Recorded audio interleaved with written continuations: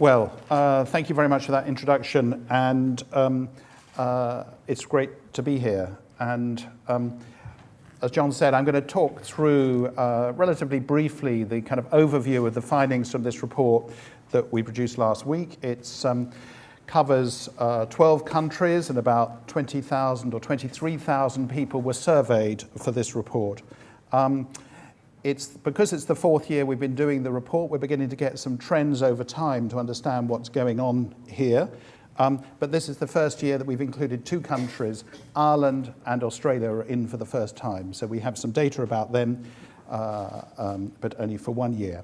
I should say, because it's an online poll, we tend to underrepresent traditional news behavior, such as TV, print, and radio, when we look at cross-platform behavior. There's a list of the people who have sponsored us on the left-hand side. We're obviously particularly grateful to the Broadcasting Authority of Ireland and Jane Souter and her colleagues here at DCU. And there's also many other people who have sponsored us, including the BBC, Google, Ofcom. In total, there's about 13 sponsors. Let me focus on the key findings, the key things that I want to talk about today. I want to talk about, firstly, about devices and the role of the smartphone, which is ever more central in our news consumption. Then I want to talk about sources of news, TV, and the dominance of TV that's under challenge in many countries, and the issue of trust. Then gateways to news, how people find news, whether through the news brand, through search, or through social media. Then a little bit about what we call disruption from digital-born companies and aggregators. And finally, the issue of financing and paying for news, and then some points for discussion. I should say that the report itself is on a website, www.digitalnewsreport.org, and there's a slide pack there, as well as the whole Reuters Institute report available for download. So firstly, smartphones and the impact of mobile. This has been a year where there's been a big increase across several of our countries in the use of smartphones to access news. And you can see on the left-hand side of this chart the countries we've been tracking for several years, some of them. And you can see there's been a sharp uptake in the UK and the USA. Japan, on the left-hand side, which had been lagging behind a bit, has been catching up in the last year in terms of use of smartphones for news. Ireland, on the right-hand side, 52% of people using a smartphone weekly for news is one of the highest figures across our 12 countries.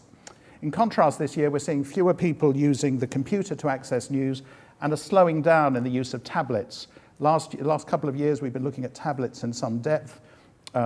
Tablets in many of our countries, I don't know whether that's true here, seem to have possibly reached their peak in terms of news consumption for many people. But we need to remember that there is no typical news consumer.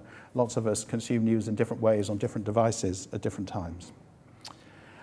One of the implications of smartphones is that people tend to use fewer sources on a smartphone. So in the figures we did, we had 70% of people had downloaded a news app on their phone, but only a third of people had used them in each week.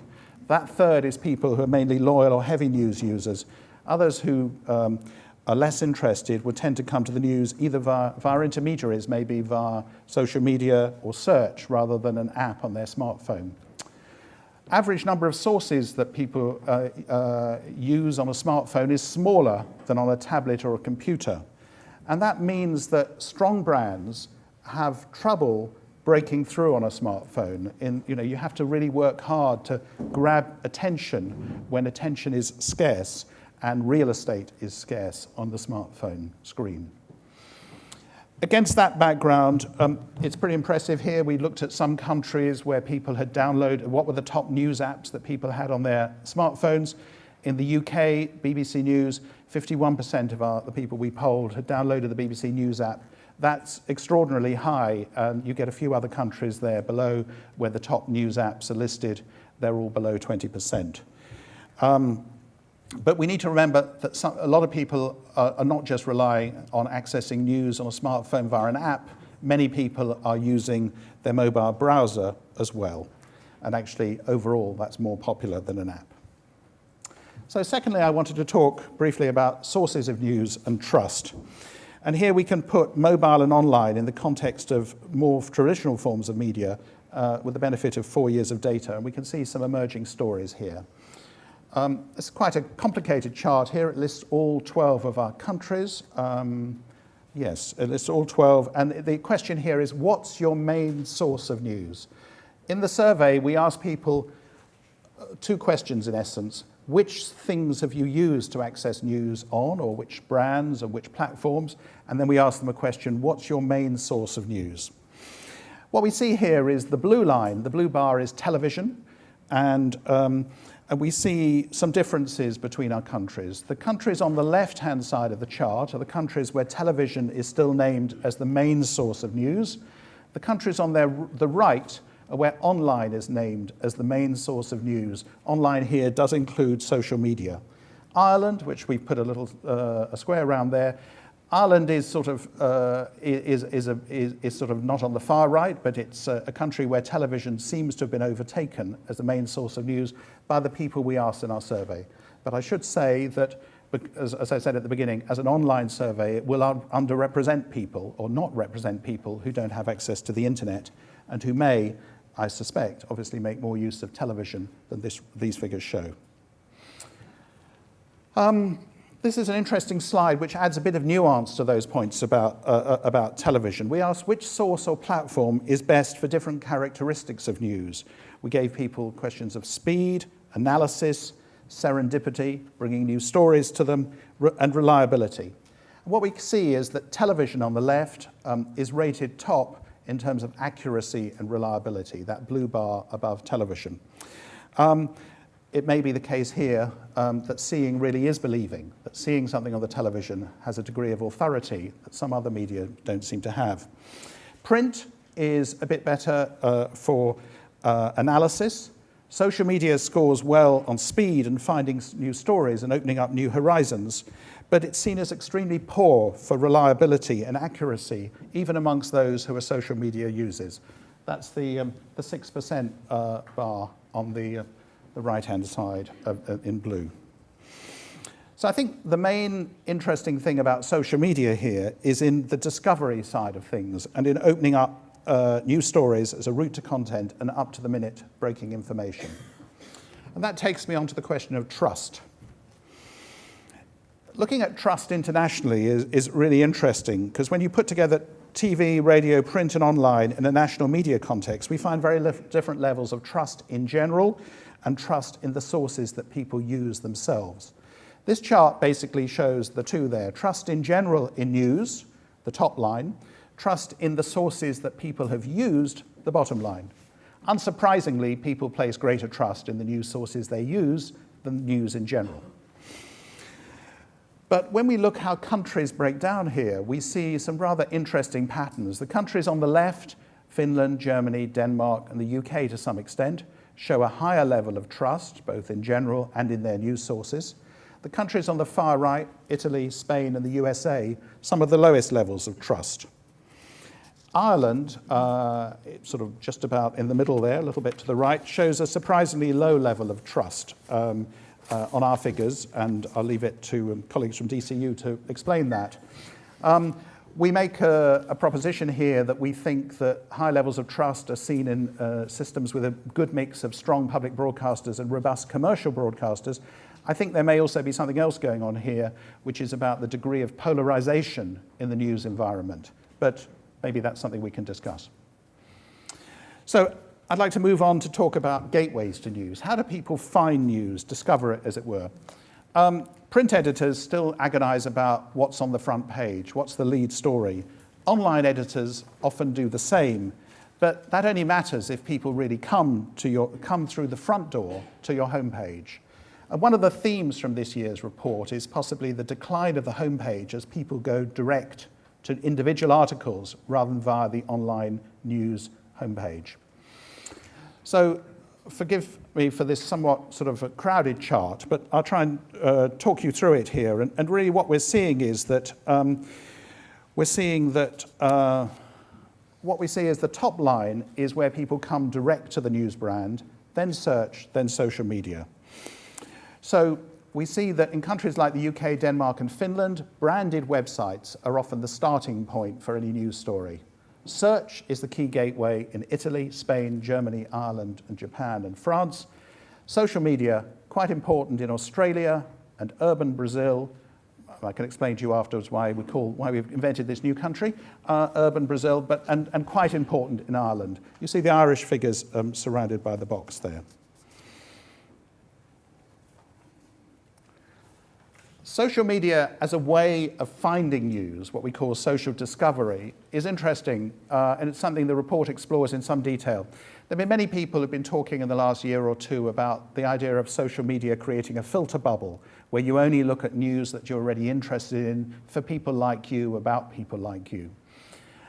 Some of our figures suggest that may be overdone a little bit. What you see here is, in each country, the split by gender as to which proportion of people who use social media as a way to discover news, who are male and who are female. Now, the background to this is that men generally show higher levels of interest in news than women generally. Of course, there are going to be huge differences by country and by groups. But what we find here is that overall, over the 12 countries, women are more likely to use social media as a route to news than men. And I'd suggest that probably means women are coming across news through social media that they might not have come across otherwise. And if you look on the Irish side here, at the Irish figures, there's an extraordinary disparity in Ireland between men using the balance between male and female, roughly 1/3 male, 2/3 female, who are using social media as a route to news. And this reveals something else which is quite interesting about Ireland, which is about, this isn't about news discovery, but it's about participation in news. We looked in the report at about 12 different ways that people might participate in news, ranging from commenting on a story, sharing a story, emailing a story, even talking about a story to friends. And we'd asked questions about these forms of participation across 12 countries. What's interesting here is that Ireland, with an 80% participation rating here, is an extremely high level of participation in news. And what's interesting is, geographically, Ireland is just across the Irish Channel from the UK, but if you look at this chart, you don't see that at all. Ireland looks as though it ought to be somewhere in the Mediterranean with Spain and Italy. Today's weather, I think it's not always like that here, but if you believe this chart, you think it should be. It looks as though Irish people enjoy talking about news, participating in news, commenting on news, much, much more than the rather reserved people we have on the far right here, the British and the Japanese, who really don't like putting their views out on social media about what they think about news. We did a presentation of last year's figures in Japan and tried to drill in a little bit as to why Japanese people didn't like doing that. But Japan, every year, comes out as a very low level of participation in news. So, I want to move on and talk about the issue of disruption to traditional brands. And this first chart looks at the reach of traditional media online. That's broadcasters and newspapers in blue, and what we call the digital-born brands and aggregators in red. That includes the first-wave portals like Yahoo and MSN, and second-wave companies like Huffington Post and BuzzFeed, now operating in most of our countries, and aggregators like Google News. What we see here is that, for various reasons, traditional brands are more affected in some countries than others. Countries on the left, like Denmark, Finland, and the UK, brands tend to be stronger and have aggressively pushed into the online space, leaving less of a gap. So the blue line, the traditional brands, are doing pretty well online. That's people like the BBC, The Guardian, and so on. On the right-hand side, we see countries where disruption from online digital-born brands is much, much greater. Australia, Japan, Brazil, USA, and to some extent, Ireland. The report itself has some charts that look specifically at brands like the Huffington Post, Yahoo, Mail, Guardian, and New York Times, some of these global brands, BBC and CNN. And you can see this in the main report, country by country, what's happening. But what I want to do now is just talk through 3 country cases to try and bring these aggregate figures a bit more to life. And I want to talk first about the UK, and then about Denmark, and then I'll come briefly to Ireland. But I won't say very much about Ireland, just a few brief observations. For every country, we classify, we look at what's happening to news brands in TV, radio, and print, the traditional outlets, and which brands are being used online on the left-hand side.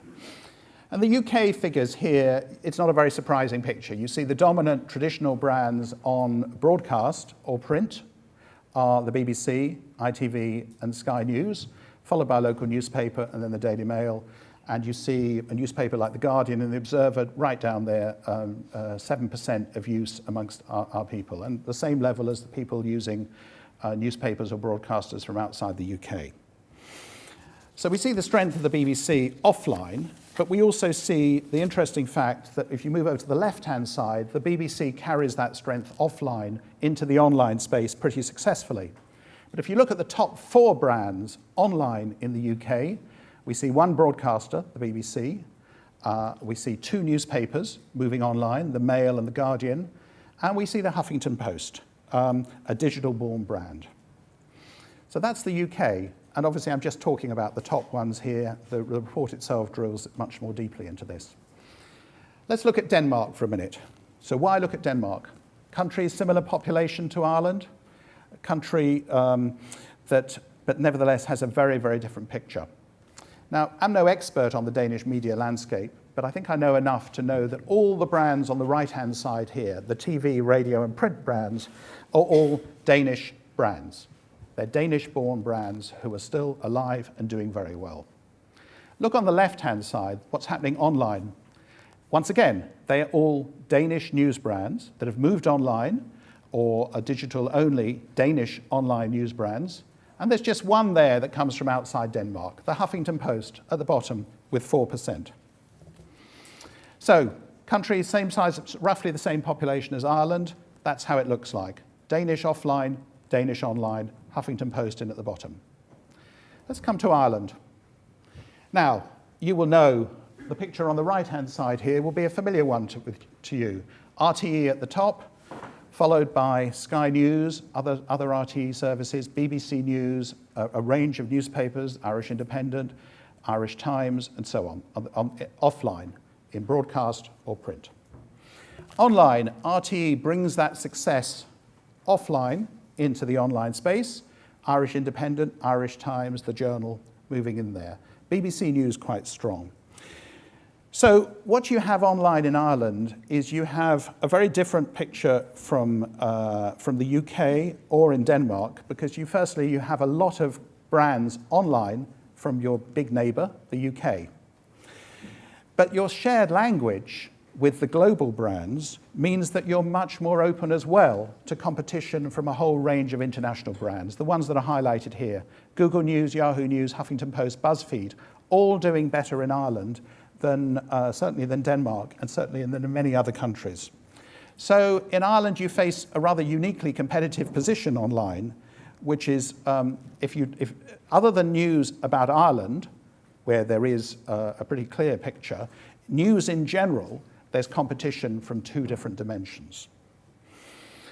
So I want to move on to the business side and talk about what's happening about attitudes to paying for news. This is pictures about how many people are currently paying for news across our 12 countries, and the figures are relatively low. 6% in the UK, 7% in Ireland and Germany, maximum 14% in Finland.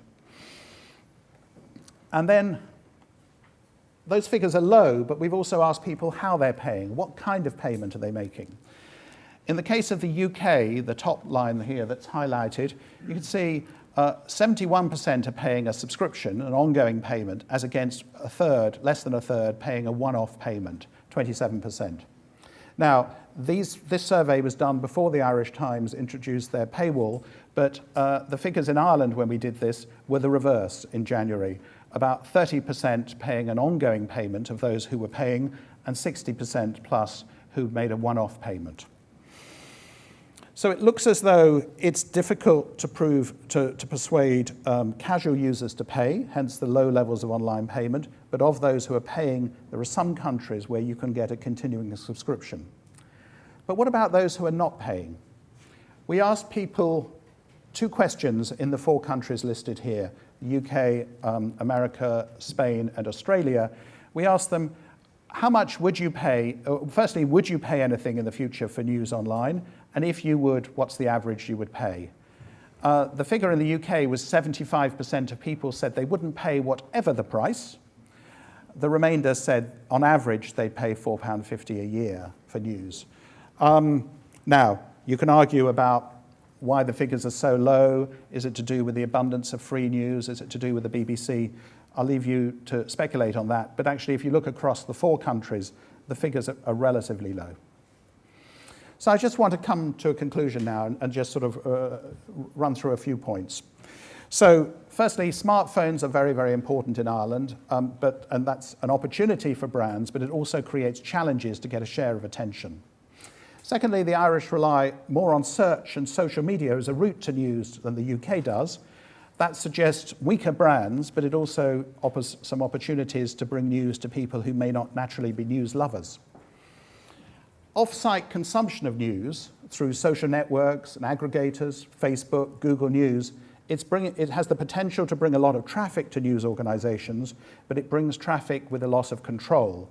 Sometimes those off-site digital intermediaries know more about your readers than you do. So you welcome the traffic, but at what cost? Television, trust is highest in television everywhere, but it's lower in Ireland than one would have expected, I think. And as I was saying, established Irish news brands face a 3-way competition online. Competition with UK brands, that's the case with print and broadcast today. Competition with local digital-born brands, great, but also a great permeability to global digital-born brands because of your language, and then competition from aggregators. And finally, paying for news seems to be quite challenging. Possibly this is particularly challenging in countries which operate in English, where there is an abundance of free news. And we did some other research, which I haven't talked about today, but which is in the main report, looking at advertising, coming up with rather staggering numbers of people in Britain and America who've installed ad blockers, which stop them seeing annoying banner adverts. And we also did some in-depth research about sponsored content, suggesting people have quite a lot of reservations about sponsored content around news, but they're more relaxed around features. So on the pay front, life looks quite challenging. So there's more information on the report website, and there's a hashtag there where there's quite a lot of debate going on and where you can access all the slides and so on from the report. Thank you very much.